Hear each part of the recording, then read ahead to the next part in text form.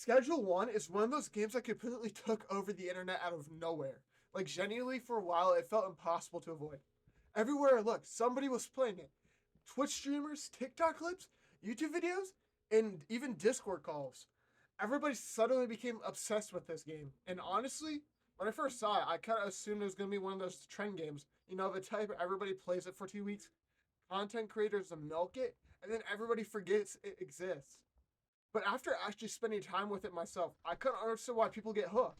And honestly, I also understand why some people completely bounced off of the game. Because Schedule 1 is one of those games where gameplay loop either really clicks with you or you just get bored after a few hours. So after spending a lot of more time with it than I expected to, I wanted to answer one question. Is this game actually worth playing in 2026? Or is it mostly carried by the hype and progression addiction? So if you somehow haven't seen the game yet, Schedule 1 is basically a progression-focused simulator where you slowly build up your operation from almost nothing. You start small, barely make money, trying to understand the systems, managing resources, expanding your setup, and slowly scaling your business over time. And honestly, the reason this concept works so well is because games built around progression are naturally addictive. People love starting with nothing and slowly building something bigger and bigger. That feeling of growth is basically what carries games like this. And Schedule One understands that really, really well. And honestly, I think concept itself is a huge reason why this game blew up. Because even before you play it, you already understand the appeal. You look at the gameplay and immediately think, okay, I kind of want to build my own setup now. And the game constantly feeds that feeling. There's always another upgrade, another expansion, or another thing to optimize. And once that gameplay loop gets into your head, it's really hard to stop playing. And I'm not gonna lie, the first few hours are really strong. The game does a really good job making every little bit of progress feel important to you. When you first start, everything feels slow. You barely have money. You're trying to understand systems, things are getting kind of messy. But that's actually what makes the progression satisfying because every important feels meaningful. Making your first decent amount of money feels rewarding. Finally, getting things organized feels rewarding. Unlocking upgrades feels rewarding. And that constant feeling of progression is basically the game's biggest strength. And honestly, I think a lot of games struggle with progression pacing. Some games make progress way too slow and it becomes boring. Other games throw rewards at you constantly so upgrading stops feeling meaningful. But Schedule 1 actually balances it pretty well. You progress fast enough that you stay interested, but slow enough that upgrades still matter. And because of that, the game almost always feels rewarding to play. And I think this is the biggest reason people get addicted to the game so fast. It constantly rewards you. You're always moving towards something. More money, better efficiency, bigger setups, faster production, or more organization. And games that constantly feed you progress like that are really hard to put down. Because your brain keeps on telling you, all right, one more thing, one more upgrade, or one more run.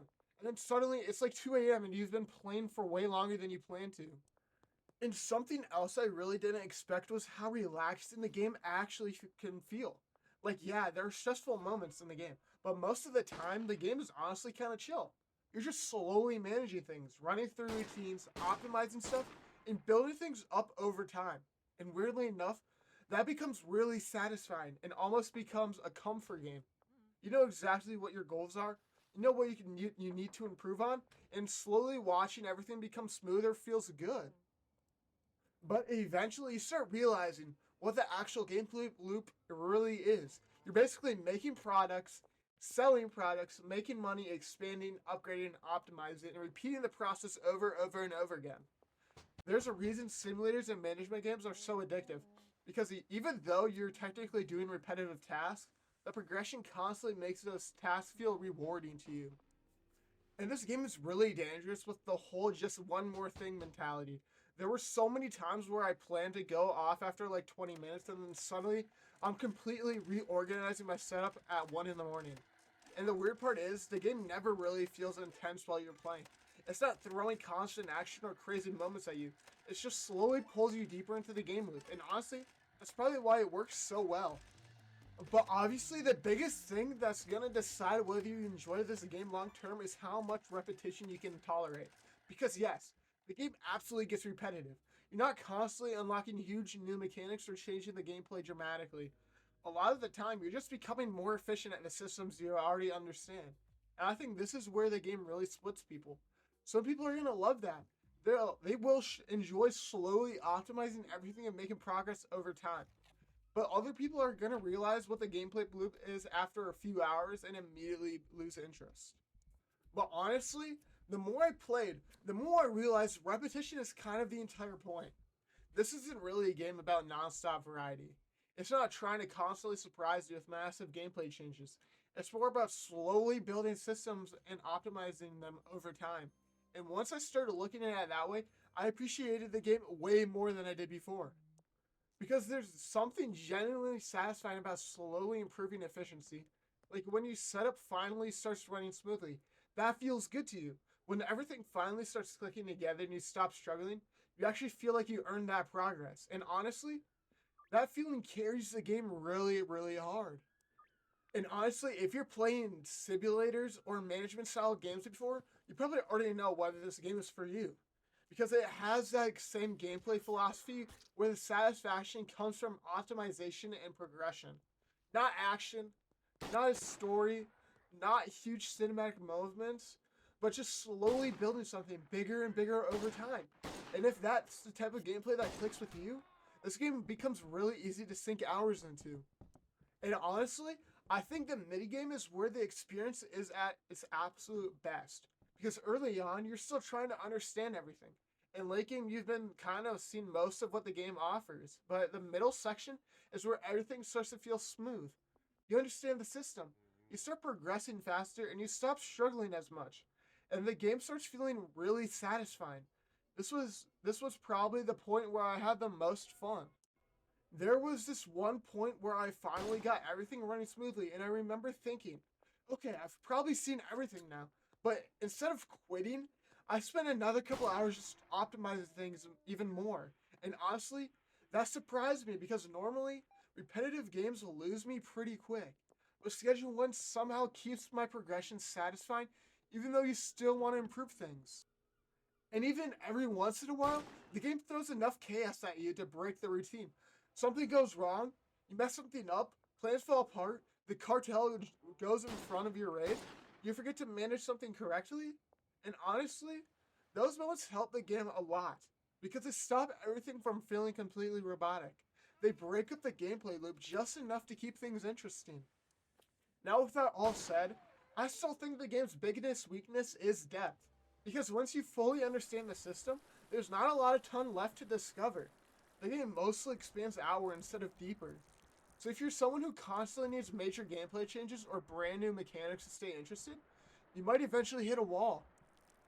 And depending on when you are playing, the game can still feel a little rough around the edges sometimes. You'll notice small bugs, occasional janks, things that could definitely use more polish. But honestly, nothing major enough ruins the experience of the gameplay. And honestly, I think the reason this game still works in 2026 is because not every game needs to be insanely deep or overly complicated. Sometimes people just want a game they can chill on for a few hours while they still feeling productive. And Schedule 1 really is good at that. It's easy to understand, easy to get into, and satisfying enough to keep pulling you back in. So who is this game actually for? If you enjoy progression heavy games, grindy games, management games, or games where you slowly build something up bigger and bigger over time, you'll probably get a lot out of this game. But if you need constant action, non-stop variety, or huge gameplay changes, I could definitely see this game getting repetitive for you. So is Schedule 1 actually worth playing in 2026? Honestly, yeah, I think it is. It's not perfect. It's repetitive at times, and it's definitely not the deepest game ever made.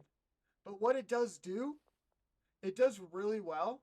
And if the game loop clicks for you, it's the type of game you accidentally lose hours in without even realizing it.